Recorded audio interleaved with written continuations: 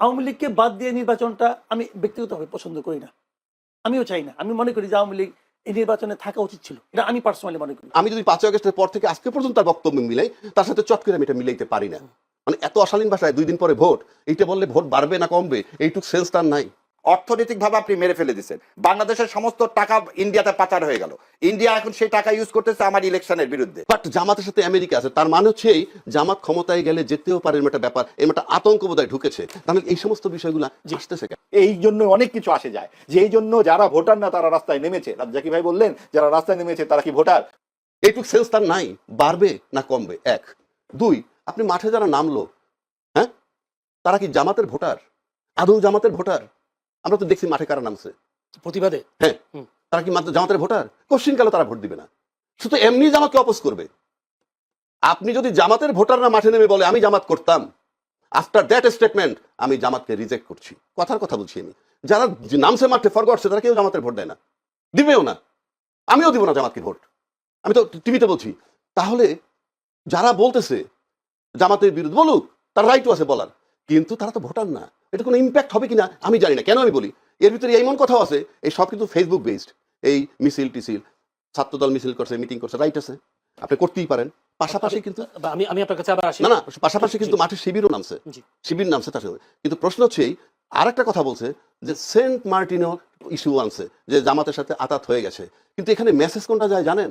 Saint Martin ইস্যুটা আমার কাছে ইম্পর্টেন্ট না, বাট জামাতের সাথে আমেরিকা আছে, তার মানে হচ্ছে এই জামাত ক্ষমতায় গেলে যেতেও পারে, এরকম একটা ব্যাপার, এরকম একটা আতঙ্ক বোধহয় ঢুকেছে। তাহলে এই সমস্ত বিষয়গুলো আসতেছে কেন? যদি বিএনপি আর জামাত একসাথে থাকতো, আওয়ামী লীগ থাকলে তখন কিন্তু খুব স্বাভাবিক হতো, এবং তখন আর এই নারী প্রসঙ্গও আসতো না, এত অধ্যত্বের সঙ্গে গালিগালাজের প্রসঙ্গ আসতো না, ঠোঁট ছিঁড়ে ফেলবো, জিপ ছিঁড়ে ফেলবো ইত্যাদি আসতো না।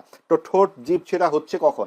রাজ্জাকি ভাই যখন বললেন জামাত বানাইলেই কি না বানাইলেই কি, কারণ এটা তো ভোটের ব্যাপার ইত্যাদি, বানাইলেই কি বা না বানাইলেই কি, অনেক কিছুই কি, কারণ এটা হচ্ছে সাম্প্রদায়িক রাজনীতি, ধর্মভিত্তিক রাজনীতি একটা দেশকে পেছনের দিকে নিয়ে যায়। ভাই আমার আল্লাহ তো আমার, আপনার আল্লাহ তো আপনার, ব্যক্তিগত বিশ্বাস ভালোবাসার জায়গা, তার সাথে কি আপনার দেনা পাওনা, হাসরের ময়দানে কি হবে না হবে সেটা তো আপনার আর তার। আমরা কি এই রাষ্ট্রের কাছে বেহেশত চাই? আমরা কি কোন কোন অনন্ত সুখের প্রত্যাশা করি নাকি রাষ্ট্রের কাছে? আমরা চাই এখানে গণতন্ত্র, বাক স্বাধীনতা, মৌলিক কিছু অধিকার, ভাত কাপড়ের একটা ন্যূনতম চাহিদা। আমরা কি ওই বেহেশতে গিয়ে ভাত কাপড় চাইবো নাকি? ওখানে তো অডেল এমনিই থাকবে। কাজে এই যে জাগতিক যে বিষয়গুলো, ইহজাগতিকতা, এটাই হচ্ছে একটি প্রগতিশীল রাষ্ট্রের মূল জায়গা। সেই জায়গাটাই নষ্ট করে ফেলছে এই সমস্ত ধর্মভিত্তিক রাজনৈতিক দল। এই জন্য অনেক কিছু আসে যায়, যে এই জন্য যারা ভোটার না তারা রাস্তায় নেমেছে। রাজ্জাকি ভাই বললেন যারা রাস্তায় নেমেছে তারা কি ভোটার? ভোটার নয় কেন? ভোটাররা ভোট দেবে না, কিন্তু আমি বলছি জামাতের ভোটার নয় তারা। জামাতের ভোটার নয় দেখে তো তারা নামবে, তার জন্যই তো নামতে হবে, কারণ জামাতের ভোট তো নাই আসলে। তাদের এই পর্যন্ত 18টি আসন তারা পেয়েছে, তারা এত বড় গলায় কথা বলে কি করে? যদি মাহবুব আজিজ ভাইয়ের কথায় যদি বলি, এভাবে 5 আগস্টের পর ইতিহাস বিকৃত হচ্ছে, অন্ধকারে নিমজ্জিত করার একটা চেষ্টা চালানো হচ্ছে। যদি মির্জা ফখরুল আজকেও বলেছেন যে জামাত ইসলামী বাংলাদেশকে সামনে এগোতে দিতে চায় না, তারা দেশটাকে আফগানিস্তান বানাতে চায়, তার মানে জামায়াতের প্রতি দোষটা দিচ্ছে। আমার কাছে না খুব বিরক্ত লাগে বিষয়গুলো আলাপ করতে। আমি কেন এই আলাপগুলো করবো? আপনার মানে আমরা এখানে বসছি মনে শুধু জামাত নিয়ে আলাপ করতেছি। বিএনপি নিয়ে তো অনেক কিছু না না বলতেছি কেন মনে হয় জানেন? গত 16 বছর যে আওয়ামী লীগ ক্ষমতায় ছিল না, অফিসিয়ালি কিন্তু তার বিরোধী দল ছিল জাতীয় পার্টি, কিন্তু চলনে বলনে কহনে শুধুই ছিল বিএনপি। অর্থাৎ বিএনপির 16টা বছর আওয়ামী লীগই টিকায় রাখছে আলোচনা করে, জাতীয় পার্টি কিন্তু টিকে নাই, জাতীয় পার্টি কিন্তু বিরোধী দল। আমার কাছে আজকেও মনে হইতেছে যে আমরাই বোধহয় খালি জামাতকে টিকায় রাখতেছি, মানে এই জামাত নিয়ে আলাপ করতে। কন্যার সাথে দেখা নাই বিয়া শুক্রবার, উনি ধাপে ধাপে করবেন, এখন তো নির্বাচন হয় নাই, জীবনে এখন পর্যন্ত ক্ষমতায় আসে নাই, আসলে কি জগৎ মেনে নিবে? প্রশ্নই ওঠে না।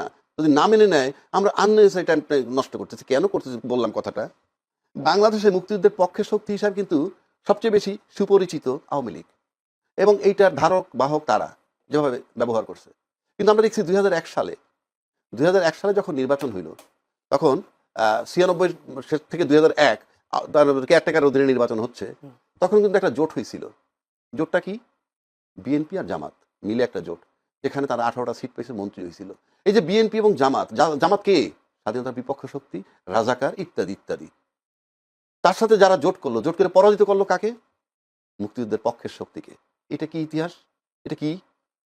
আপনি মুক্তিযুদ্ধের পক্ষের শক্তিকে তাড়িয়ে দিচ্ছি আমরা, রাজাকারের সাথে জোট গঠন করে মুক্তিযুদ্ধ, এটা একটা ন্যারেটিভ বয়ান মাত্র, আর কিচ্ছু না, ক্ষমতায় যাওয়া। তাহলে মুক্তিযুদ্ধের চেতনার শক্তি যে তার বিরুদ্ধে যখন রাজাকারকে নিয়ে জোট করে, সেইটা এই দেশে আমরা ছিলাম না?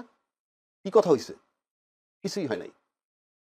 তো দিস ইজ দ্য সিনারিও। আপনি খালি বললে তো হবে না, আপনি বরং আমরা 53 বছর যাবৎ যুদ্ধের চেতনা লালন করতেছি।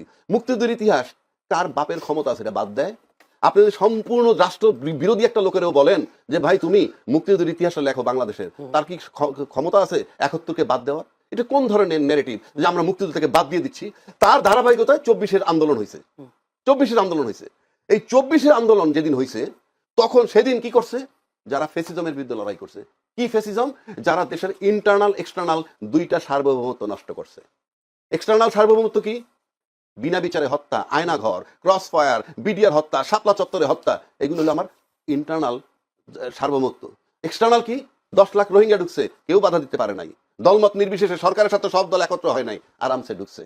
আমার সার্বভৌমত্ব ছিল না। সেই সার্বভৌমত্ব যাতে টিকে থাকে সেই জন্য 24-এর আন্দোলন হয়েছে এবং তাকে তাড়াই দিয়েছে। এবং উনি যাওয়ার পর ভাবতে এরকম আমার মুক্তিযুদ্ধ চলে গেছে, আমার মুক্তিযুদ্ধের ইতিহাস চলে গেছে। আমি ভাই আমার মাথায় ধরে না যে আমরা সেন্সেবল লোক কি করে বলি আমার মুখ মনে হয় যে মুক্তিযুদ্ধ চলে গেছে। এই বয়ান চলবে না ভাই, এই বয়ান চলবে না। 1 নম্বর। 2 নম্বর, 71 সালের চেতনা যদি আজকে 53-55 বছর যাবত লালন করতে পারি, নিশ্চিত থাকেন আপনি এই মাত্র 1.5 বছর আগের ঘটনা জুলাই চেতনা, এটা কি মাত্র আর 15 দিন ধারণ করবে না? ওটা যদি 53 বছর ধারণ করতে পারে, 54 বছর, এটা তো 54 মাস ধারণ করলেই এনাফ। সুতরাং দেখতে হবে যে জুলাই চেতনার পক্ষে কারা, জুলাই চেতনা ধারণ করে কারা। এটা উনি আমি আপনি শুধু মুখে বললে হবে না, ভোটারকে ফিল করতে হবে। যেহেতু ইলেকশনের বাজার আনছেন, দৌড়ে কে আগে? এই দৌড়ে ভোটাররা যাকে বিশ্বাস করবে জুলাই চেতনা ধারণ করে, সুতরাং ভোটার এসে ভোট এবার সেদিকে